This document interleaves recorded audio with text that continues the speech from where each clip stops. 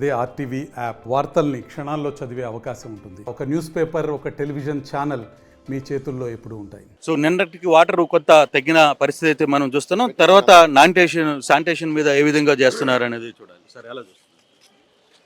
అంటే వాటర్ యాక్చువల్గా తగ్గుముఖం పట్టిందండి. అయితే కొన్ని ఏరియాలో ఇంకా 4 feet 3 feet అలా ఉంది.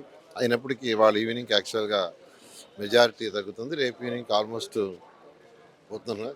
అయితే ఇప్పుడు sanitation is the main problem. Sanitation కోసంగా స్పెషల్ డ్రైవ్ పెట్టాం. ఈరోజు మా మున్సిపల్ డైరెక్టర్ హరినారాయణ గారిని యాక్చువల్గా శానిటేషన్ డ్రైవ్ చేసేటట్టుగా ఫైర్ వాళ్ళతో కూడా మాట్లాడాం.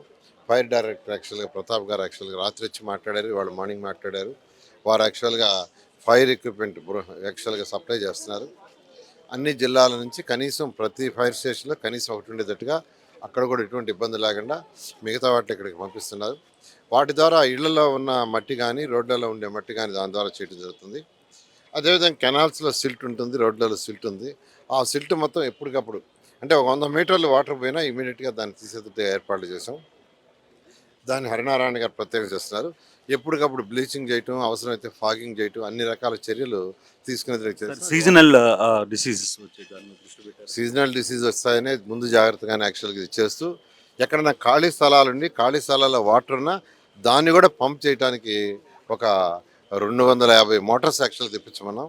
ఆల్మోస్ట్ 150 మోటార్లు తెప్పించారు. ఎక్కడ ఖాళీ స్థలాలు నీళ్ళు నుంచి, ఎందుకంటే ఆ నీళ్లు కూడా కలుషితమై బ్యాక్టీరియా ఏదైనా డెవలప్ అయ్యి డిసీజ్ రావచ్చని ఆ నీళ్లు కూడా లేకుండా చెప్పి ముఖ్యమంత్రి గారు చెప్పారు. దానికి 500 తెప్పించమన్న వాటర్లు ఒక 250 దాకా యాక్చువల్గా ఆల్మోస్ట్ వచ్చినాయి. వాటిలతో కూడా చేసి ఈ విధంగా సహాయ కార్యక్రమాలు ఎక్కడైనా పశువులు పక్షులు ఏదైనా చనిపోయి ఉంటే దానివల్ల కూడా బ్యాక్టీరియా డెవలప్ అయ్యే ఛాన్స్ ఉంది.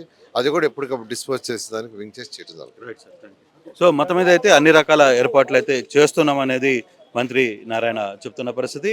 ప్రత్యేకంగా అంటే ఇప్పుడు సిల్టిన్ కావచ్చు, బురదను కావచ్చు, వీటన్నిటిని క్లీన్ చేయడానికి రాష్ట్రం మొత్తంలో ఉన్న ఫైర్ ఇంజిన్స్ మొత్తాన్ని కూడా విజయవాడకి పంపించే ఏర్పాట్లు చేస్తున్నాం అనేది మంత్రి చెప్తున్న పరిస్థితి.